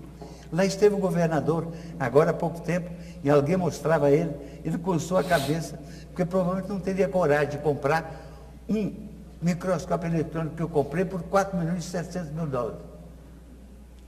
É um dos microscópios eletrônicos para frente. Quer dizer, nós tínhamos um microscópio eletrônico que aumentava 800 vezes, isso aumenta 3.000 vezes. Ou o Brasil paga um preço e acompanha o progresso tecnológico e contribui para ele, ou nós vamos ser colonizados outra vez. Então, realmente, o domínio da tecnologia, que é caro, que precisa de muita devoção, é preciso dar muita atenção à sociedade brasileira para o progresso da ciência, como comunidade científica, lutando por isso há anos e anos, criatura de São Paulo. É preciso saber que São Paulo gasta mais que todos os estados, com suas universidades, faz muito bem, o Brasil precisa disso. É claro que eu dou todo o valor e o meu campo de predileto é ensino primário e há muita coisa, mais coisa fazer no ensino primário.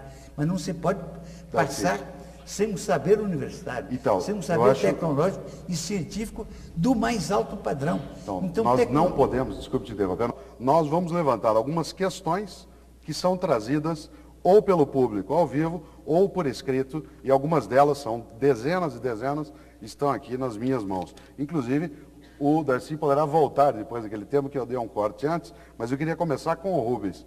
O Rubem, onde você vê, pergunta aqui, o ponto de equilíbrio entre a utopia, que é o sonho, e a realidade, dentro de um ser humano? Onde é que isso se equilibra? A utopia e o sonho? Não há ponto de equilíbrio. No momento eu estou tendo a minha visão. Na realidade, quando você tem a visão, você se transforma num dançarino. Eu escrevi um livro que eu dei o título O Poeta, o Guerreiro, o Profeta. E eu dei esse título de propósito. Na poesia, eu tenho a visão. A visão toma conta de mim. Ela me possui. E quando ela me possui, eu me transformo num bailarino. Se você quiser, esse bailarino pode assumir a forma de um guerreiro. Então, não é equilíbrio. É um movimento. É uma flecha. A gente se transforma numa flecha na direção do futuro. Muito interessante. Nós vamos agora para uma questão ao vivo. Por favor, a quem é a sua pergunta? Eu vou fazer duas perguntas. Ao professor Rubem Alves, ele falou que não gostaria de entrar nos partidos políticos. Eu perguntaria ao professor se não seria talvez uma questão de mudar as regras do jogo para que ele entrasse em algum partido político. E para o professor Darcy Ribeiro, fala-se muito, professor Darcy Ribeiro, que o socialismo acabou. E nós da esquerda acreditamos que ele não acabou. A Revolução Russa, por exemplo, tem apenas 78 anos. E o homem na sociedade moderna tem em torno de 10 mil anos. E não se pode querer acabar uma revolução simplesmente porque um país fracassou. Acabar com essa utopia. E eu perguntaria ao professor o que nós da esquerda podemos fazer diante do poder da direita que tem toda a mídia em mão, com todo esse poder enorme, para revertermos essa situação, para fazer com que as pessoas acreditem que é possível a utopia de esquerda. Darcy. Mas a primeira pergunta foi para o Rubem. Mas eu vou deixar o Rubem para depois pensar um pouco com o... Você ainda lembra da pergunta? Lembro sim, lembro. Meu amigo, o socialismo vai acabar no dia que acabar a fome, a prostituição infantil, a miséria, a angústia humana. Nesse dia, é claro que isso existe no mundo inteiro. Tem sentido você ser socialista em Nova Iorque. Nova Iorque é uma mancha imensa de pobreza na riqueza. Então, tem todo sentido o socialismo. Não tem sentido para quem já pegou o seu, para quem já tirou o seu, para quem já tirou sua vantagem e pode até ficar de lado. E a preocupação dele é que o mundo não mude para ele não perder o que já tem.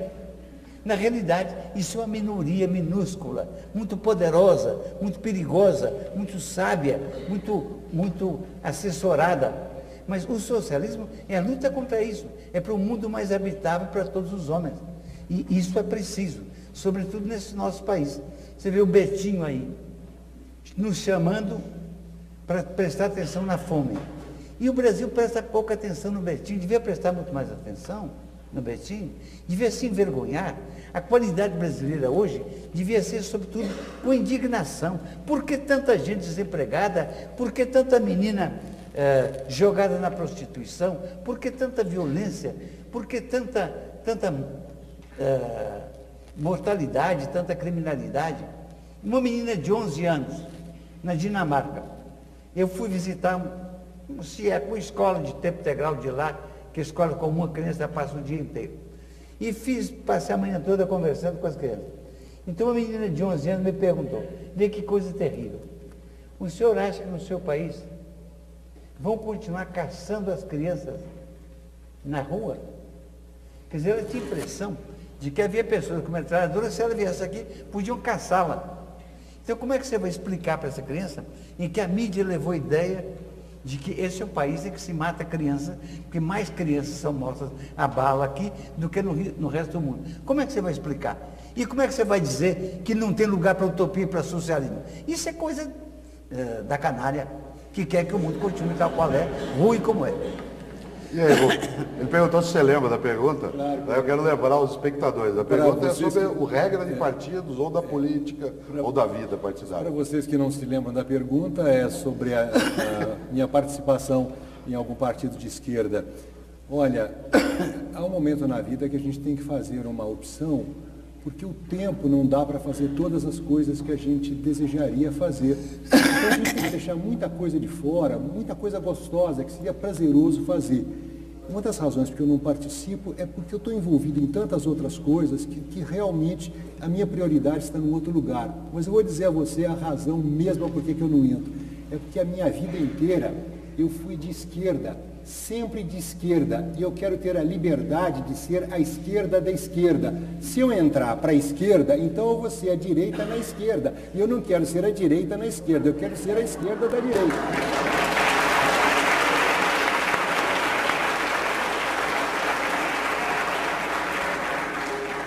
Das várias questões para o Darcy, vamos pegar uma agora, tá? Depois nós voltamos aqui, está aqui na plateia. A pergunta é a seguinte, Darcy. Leonardo Boff costuma dizer, eu não sei se o Leonardo Boff costuma dizer, isso que está na questão, tá? Que o capitalismo privatizou os bens e socializou o sonho. E que o socialismo, ao contrário, socializou os bens e privatizou os sonhos. Onde está a utopia correta nisso? Olha aqui, eu sou muito amigo do Boff, nunca ouvi ele falar isso, mas isso parece com o Boff, é verossímil. É verossímil. Você acha que ele pode ter dito? Não, eu creio que é um pensamento do Boff. O Boff pensa essas enroladas aí.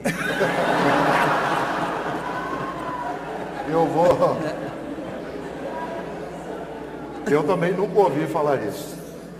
Uma questão para o Rubem, bem forte, que colocaram, algumas já passaram aí na política, né? Mas uma delas, Rubem, é: você não acha que tem muita gente querendo melhorar o mundo e a si mesmo? Por que não juntar essas pessoas? Ou seja, recorre àquele mesmo tema anterior. Por que não o quê? Por que não juntar as pessoas? Criar o Partido Rubem. Isso.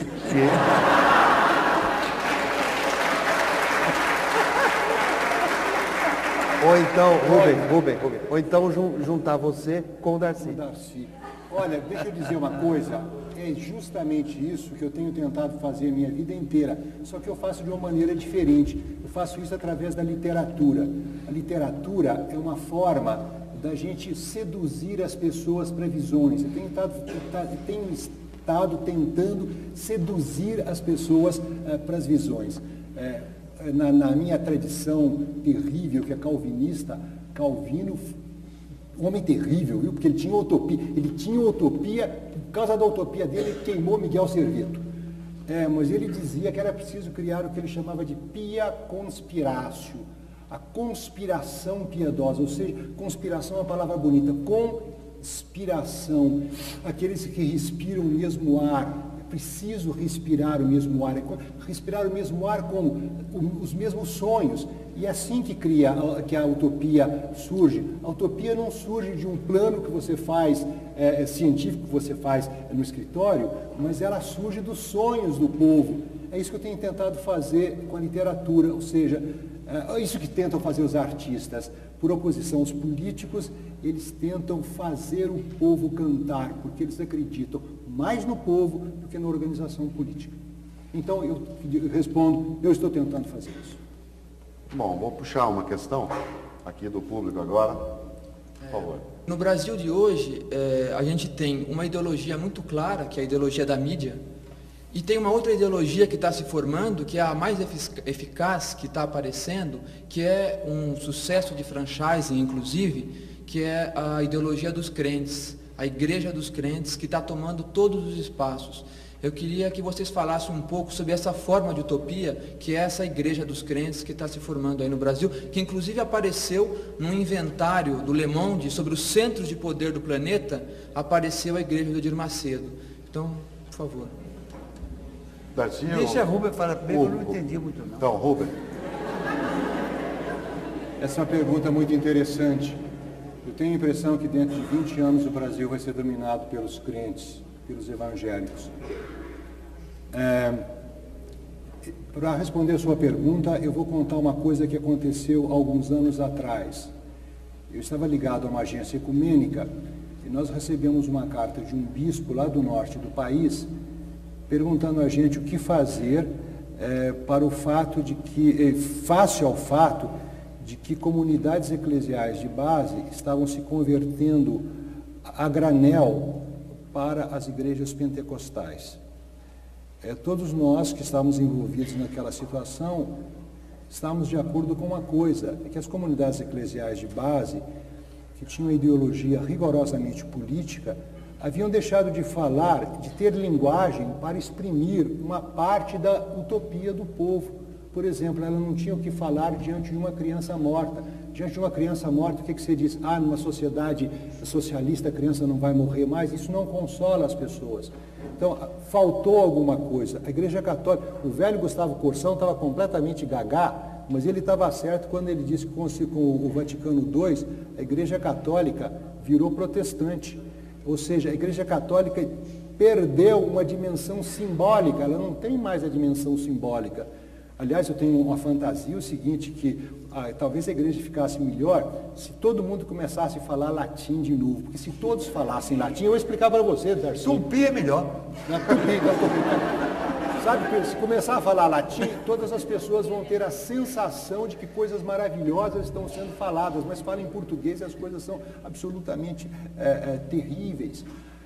As igrejas dos crentes respondem a necessidades muito concretas, não resolvem as necessidades, mas elas estão falando a necessidades concretas do povo, necessidades do tipo de milagre, como arranjar emprego, como ficar rico, ou seja, que é uma forma de ajudar o pessoal a ser capitalista sem entrar por milagre, sem ser o bispo Macedo, né? Que é realmente um empresário extraordinário.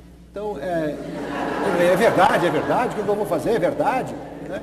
Eu, com toda a minha inteligência, não consigo fazer nada, ele consegue fazer aquelas coisas. Eu estou totalmente de acordo com o Rubem.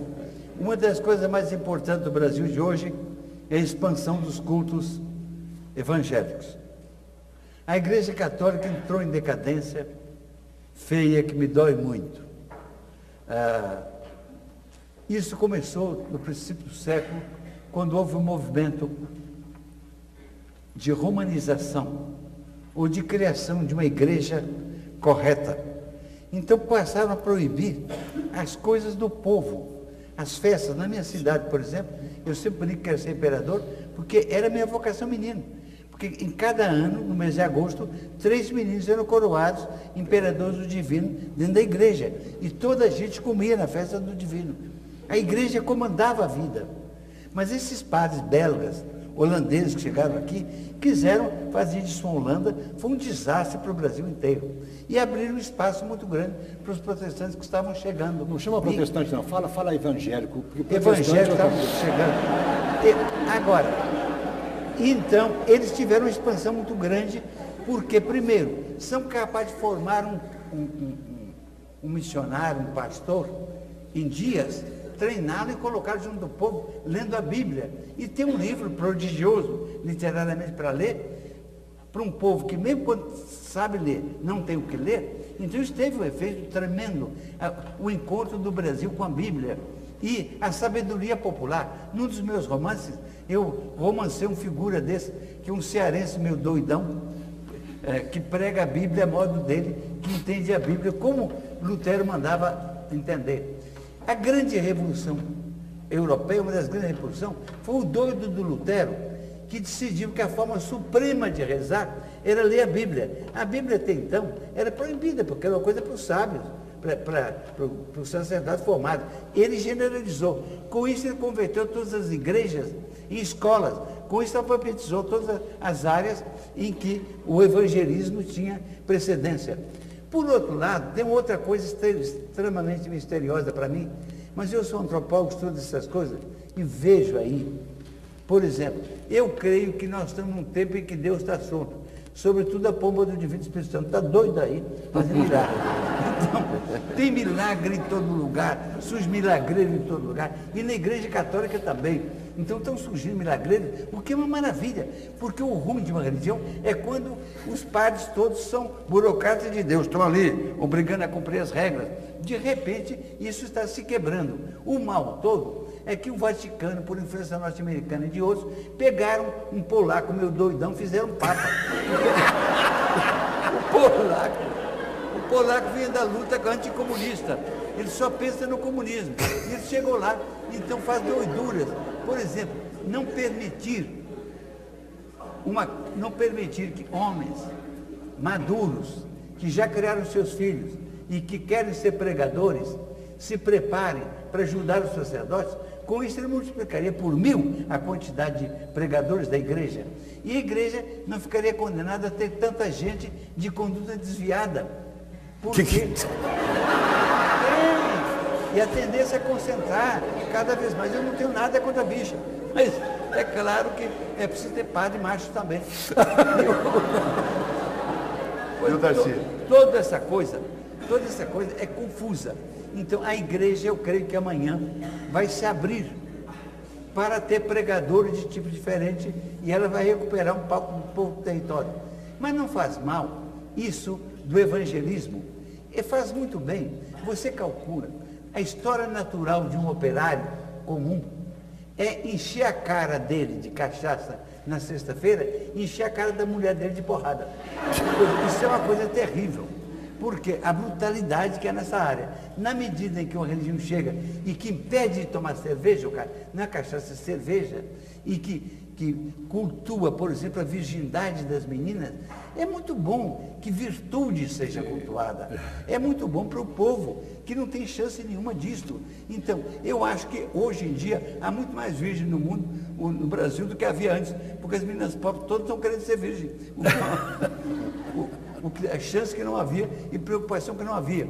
Então, eu acho que a pomba do Divino Espírito Santo está solta, fazendo milagre. A quantidade de milagreiros que me procuram para me curar do câncer é enorme, e todos eles certos, seguros de que podem algo curar.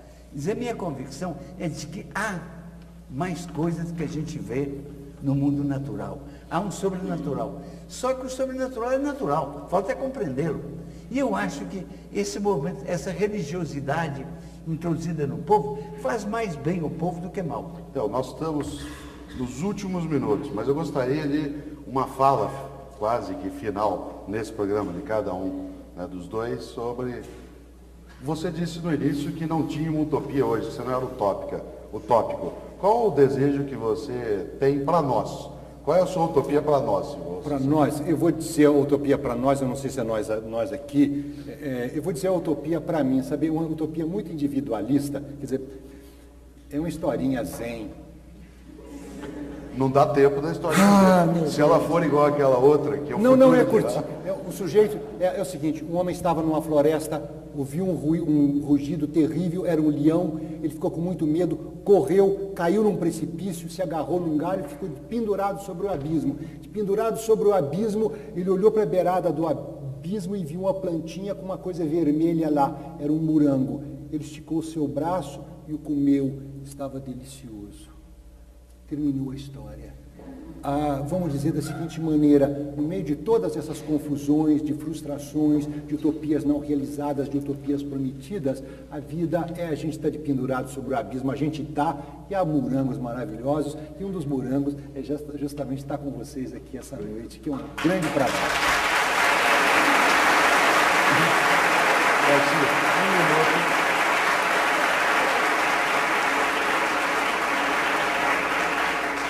É 1 minuto. Olha, primeiro, me comoveu quando eu entrei aqui o carinho com que vocês me receberam. Eu sou um produto de São Paulo. São Paulo fez minha cabeça. Aqui eu vim estudar, foi que São Paulo me jogou no mundo para estudar populações indígenas, o que era muito inverossímil para um jovem vindo de Minas Gerais tomar esse caminho. Então eu gosto muito de São Paulo.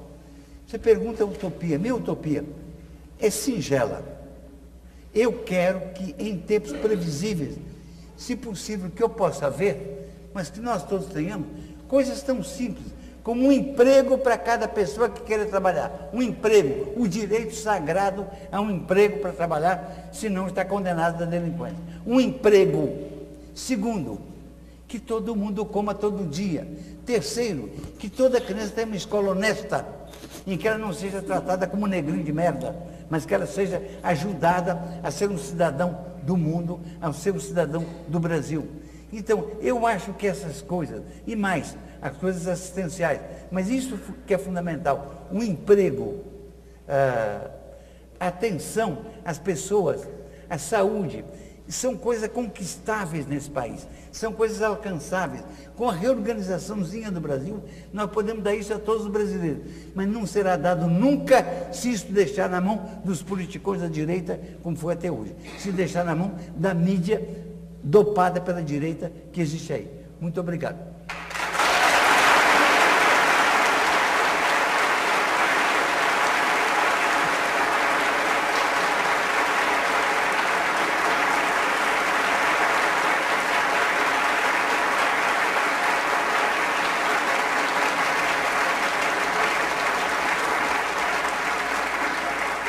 Nós estamos encerrando aqui mais um programa da série Diálogos Impertinentes, uma iniciativa da PUC de São Paulo e do jornal A Folha de São Paulo. Nós agradecemos imensamente a presença de Darcy Ribeiro e Rubem Alves e do jornalista Caio Túlio Costa, da Folha de São Paulo. A todos uma boa noite e obrigado.